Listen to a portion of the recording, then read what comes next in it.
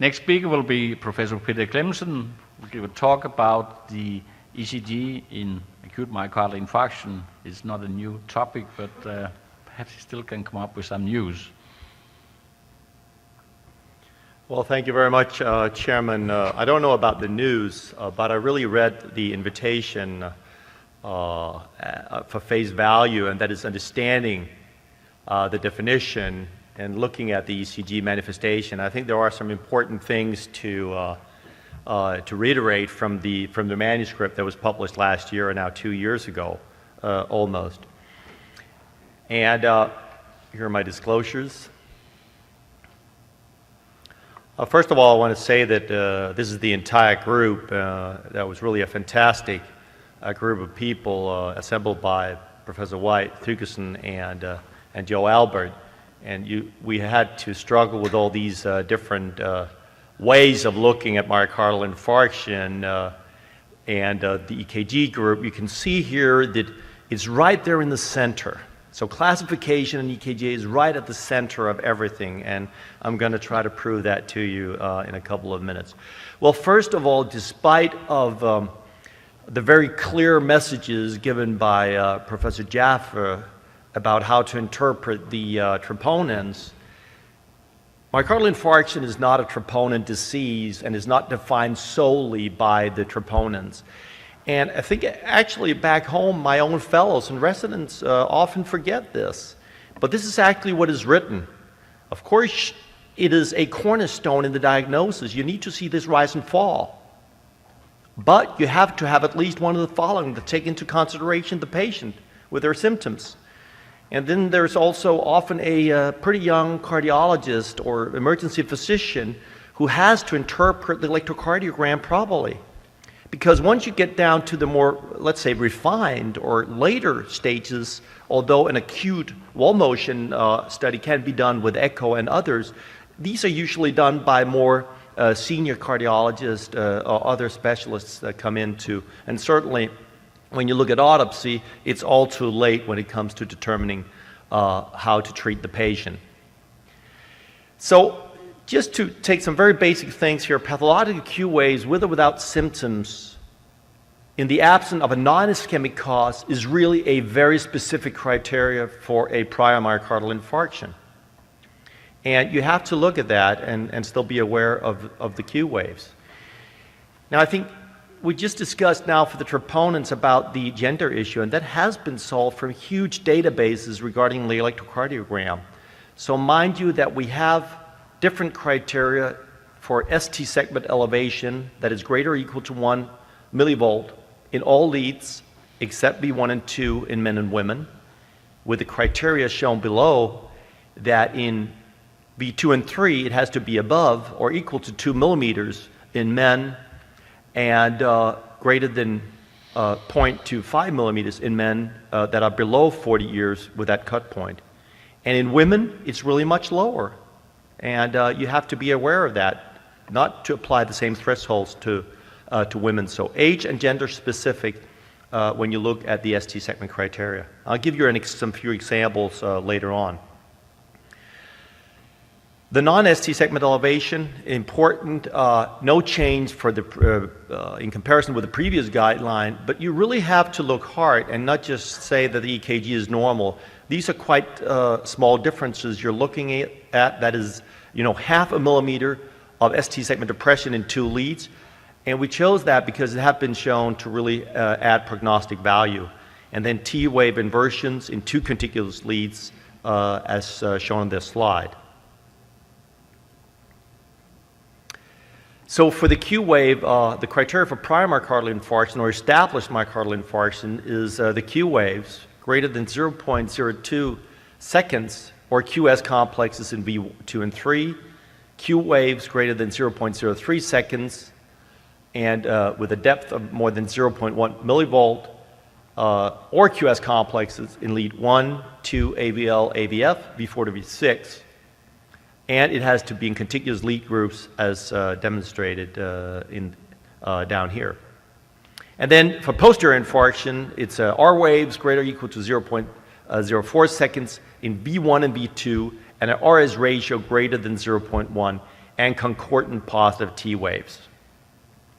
I think even though this has not changed much, I think a lot of residents or even fellows would be unable to quote these very simple and basic criteria for the EKG, which is sort of the first line diagnostic test when you come in. EKG is also crucial in the definition in special categories like for silent myocardial infarction. Here the cornerstone is really the pathological Q wave that you have to look at, and of course then other supporting evidence like imaging. Now, understanding EKG manifestations in AMI is important beyond what is already mentioned.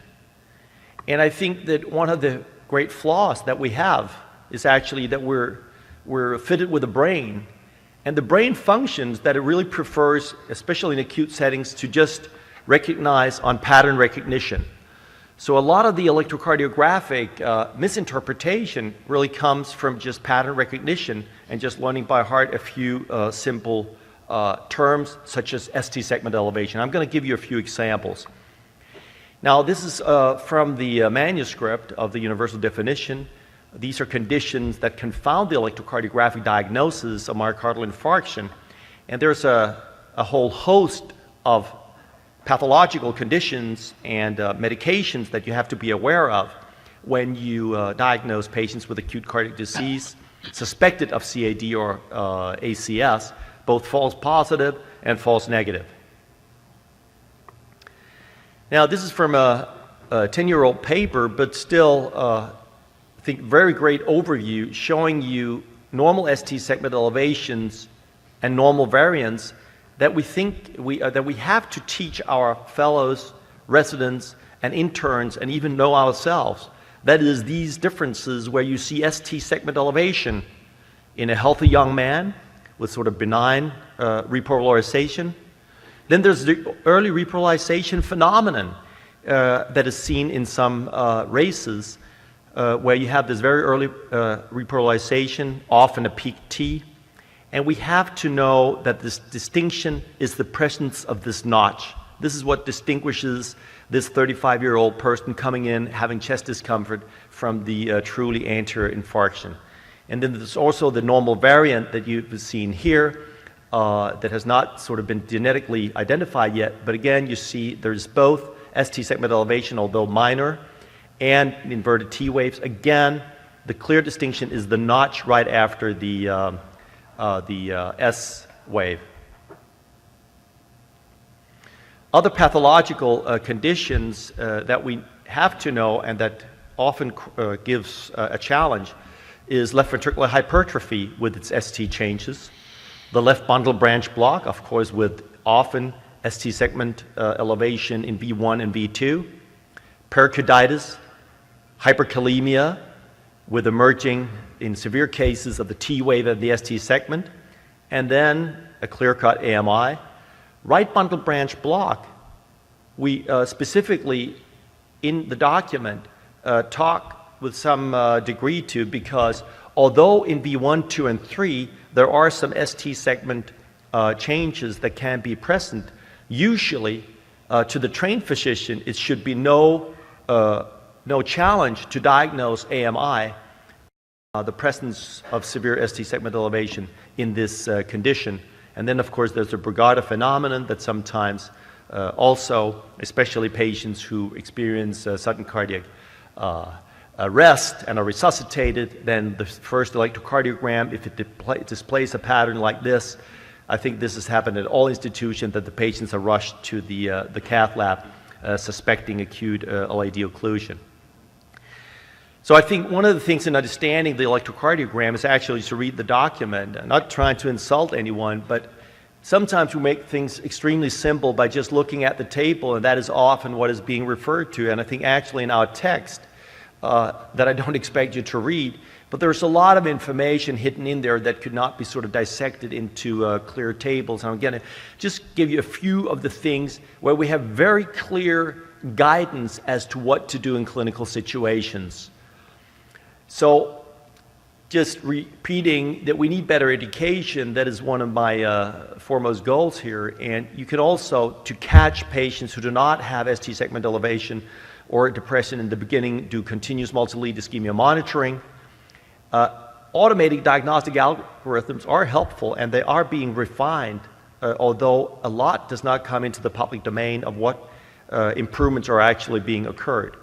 So some of the available options that we have looked at is additional leads in patients that have unclear symptoms or where you suspect an ACS but don't have a diagnostic electrocardiogram. I know there are other methods like multiple leads or mapping and even electrocardiography, which is not globally being used to a great extent, but more for research purposes.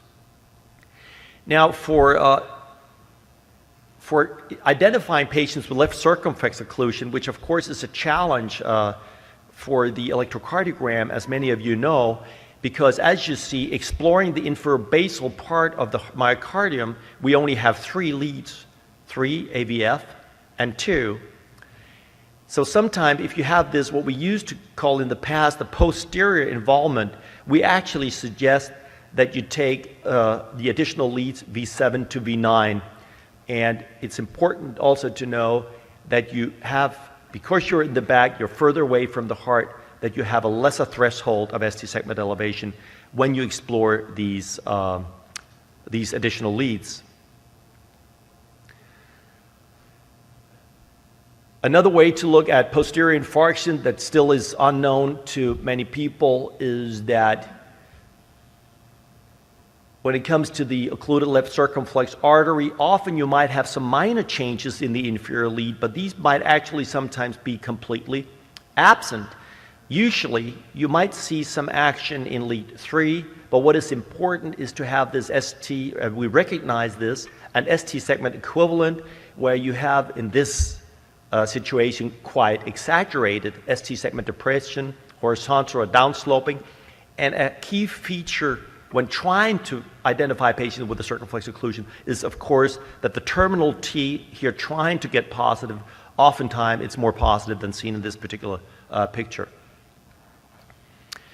Additional leads also in suspected right coronary and right ventricular involvement infarction is to take V4 and V3R, as shown in this picture, and also consider conditions in patients with chest pain, understanding that there is a clear correlate between the degree of ST segment deviation and severity of disease and also prognosis. So the more ST segment elevation you have, or the more leads with ST segment elevation in STEMI, you have a worse prognosis. And we also touch upon this so-called left main equivalent, where you have the maximum ST segment depression in V5 and V6 and elevation in AVR. So this patient fortunately fared well, was treated conservatively, and the ischemia went away. But when you did the diagnostic angiogram 3 days later on the basis of beta blockers and fondaparinux, you really confirm what could be suspected early on, and many institutions actually now use the left main equivalent as a access to the cath lab on an emergent basis.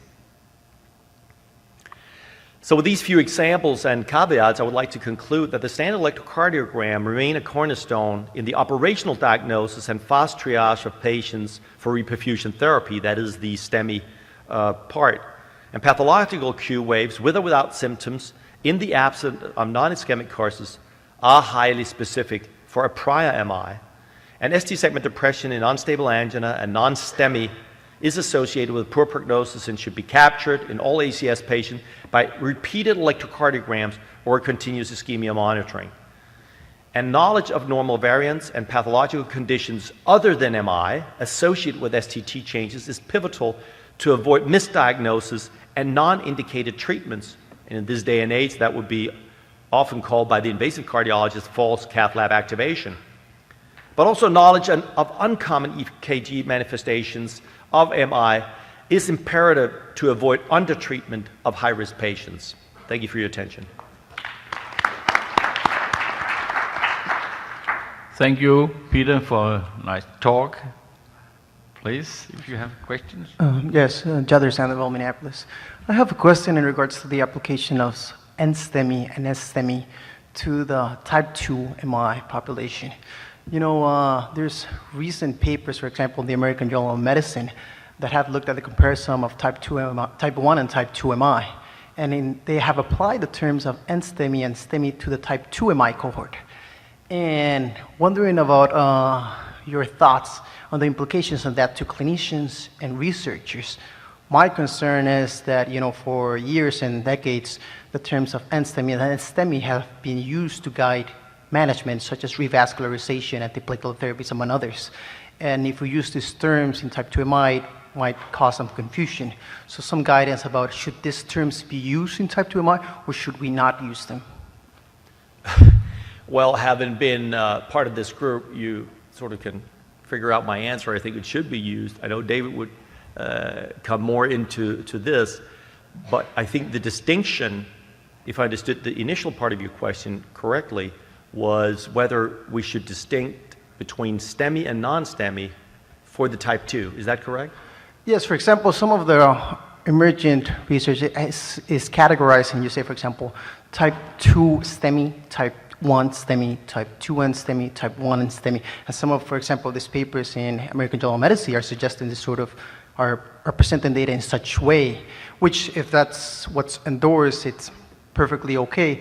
But one of the concern is what, for example, you know, the healthcare providers, the confusion that might attract, for example, to paramedics and other ones that for years have been trained that a STEMI means cath lab, and not that what would a type 2 STEMI mean? And that's...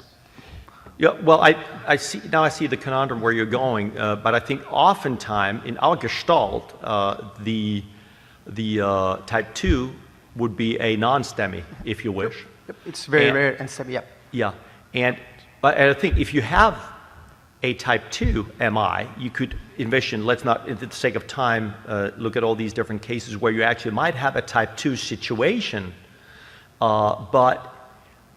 so pathologically a type 2 situation, but you do have concomitant elevation on electrocardiogram, if you wish, transmural ischemia. I think that might actually be a case where a diagnostic cath might be needed. Mm-hmm. Maybe not an intervention, or probably not an intervention, but at least to define early on what is the possible pathology. Does that make sense? Yeah, so, okay, and just to clarify, so then it is fair to conclude that for at least research implications, it is fair that if for type 1 and type 2, we can't categorize on ECG basis, subdividing NSTEMI and STEMI. That's my impression from what I'm getting. So Peter, it's transmural potassium flux. So somebody came hypotensive, type 2, down to 30 millimeters of mercury, they might get ST elevation. So I don't think it distinguishes between the two. Same microphone. Yes, Ursul Juarez from Mexico City. The left bundle branch block has been traditionally used as a criteria for good MI. And the question is open for the table. Some reviews has been called that the right bundle branch block as a marker of worse outcome in acute MI. What do you think about it? Well, I think if you look at the pathological background, it sort of makes sense that right coronary, that it has a very bad prognosis, because usually when you have a right bundle branch block, you have a quite extensive block and a high risk of progressing into to AV block. So I think this is the reason why this is being found in some of the studies. And also, I think that left bundle branch block is seen as we grow older, and is very common. I think in most centers that have a liberal access for patients with suspected new left bundle branch block, you will see that the coronary intervention, the chance of getting a PCI, if you wish, in a primary PCI setting of left bundle is between 30 and 40%. Whereas if you have ST segment elevation, that what Joe Albert used to call the wild type clear-cut ST segment elevation, your chance of getting a primary PCI that is having a culprit that is clearly defined is in the area of 90. So I think that one thing we've learned with these criteria and moving into a primary PCI era for the past decade, is that left bundle branch block is still a huge challenge. And there has been proposed criteria like the Scarbosa criteria that was published in the New England Journal of Medicine, proposing a sensitive and specific way of looking at left bundle branch block for diagnosing STEMI, particularly anterior STEMI, but that has not been replicated in subsequent studies. So it remains a challenge.